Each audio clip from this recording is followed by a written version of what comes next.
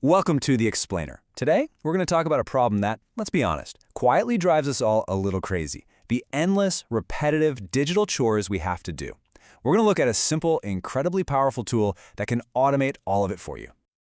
You know that feeling, right? Whether you're a developer, a system admin, or you're just managing your own project. That nagging feeling that you're stuck in a loop. Running backups, generating reports, cleaning up old files. It's a grind that just never, ever ends. Well, what if I told you there's a secret weapon for this?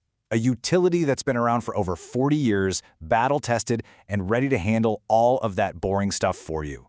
Today, we're going to dive into Cron, a tool that's basically your own personal, automated scheduler. So, why do we actually need a tool like this? Let's get really clear about the problem it's built to solve. The possibilities here are practically endless. Just think about it, automatically backing up your most important data every single night without you lifting a finger, or clearing out old logs before they can fill up your entire disk. You can schedule database maintenance, run health checks every 15 minutes on a critical service, or make sure that sales report lands in your boss's inbox at exactly 9 a.m. every Monday.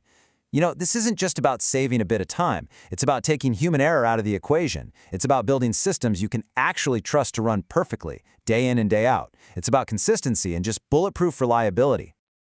Okay, so let's pull back the curtain and actually meet the solution itself. Let's talk about Cron.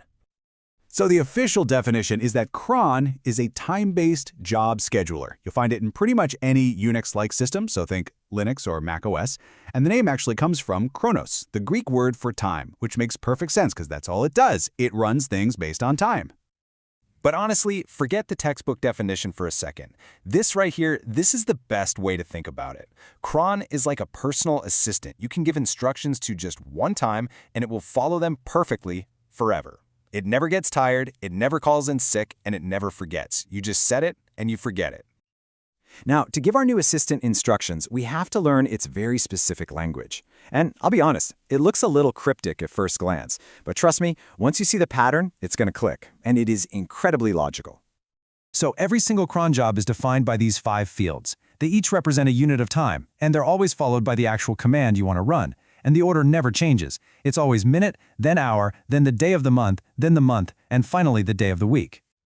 Okay, so what makes this so powerful is how you use a few special characters to build schedules. The most common one, the one you'll see everywhere, is the asterisk. It's just a wildcard. It simply means every. So an asterisk in that first minute field means run this every single minute. Simple as that. Next up is the comma. This is also super straightforward. It just lets you list out multiple specific values. So if you wanted a task to run at the top of the hour and then again at the 30-minute mark, you just use 0:30 in the minute field. The hyphen is your best friend for defining a range of time. This is perfect for stuff like business hours. So a 9-17 in the hour field means your job is going to run every hour, but only from 9 a.m. all the way through 5 p.m. And finally, we have the slash. This one lets you specify intervals, or what we call steps.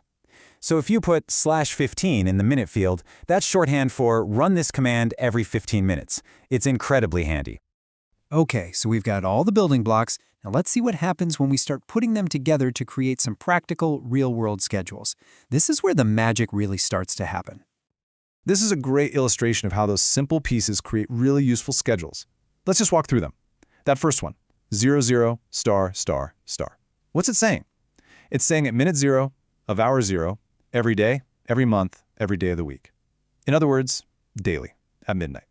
That is your classic setup for nightly backups. Or look at the last one, /15 star star star. That /15 in the first spot means every 15 minutes.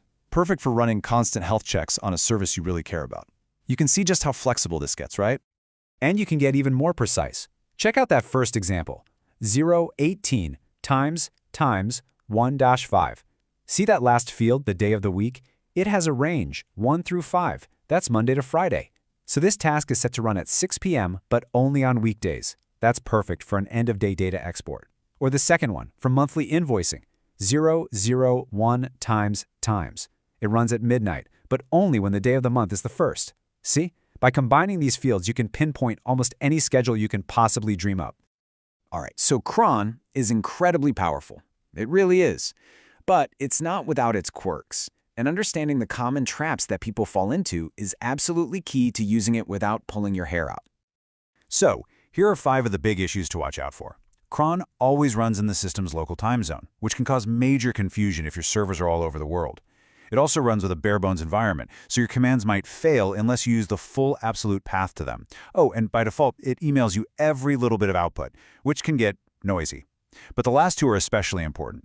Jobs to run for so long they start to overlap with the next run, and a very specific, kind of weird logic quirk. And this right here is the big one. This is the crucial point. Let's say you put a value in both the day of month field and the day of week field.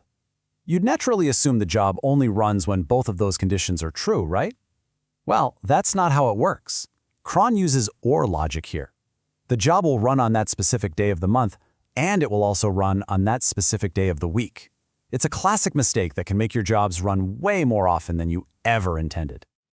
And you know, while cron is a fantastic, rock-solid tool, it's good to know that the world has evolved around it. For modern Linux systems, something called systemd timers gives you way more control and much better logging. If you're working in the cloud, services like AWS EventBridge or Google Cloud Scheduler are built from the ground up for serverless scheduling. And if you need to schedule something right inside your application, there are libraries like CeleryBeat for Python that let you do just that. So, we've gone from the daily grind of those repetitive chores all the way to decoding the language of this powerful 40-year-old solution. You've got the syntax down, you've seen the real-world examples, and you know the common pitfalls to avoid. The only question left is the one right here on the screen: what is the very first tedious task you're going to hand off to your new tireless assistant?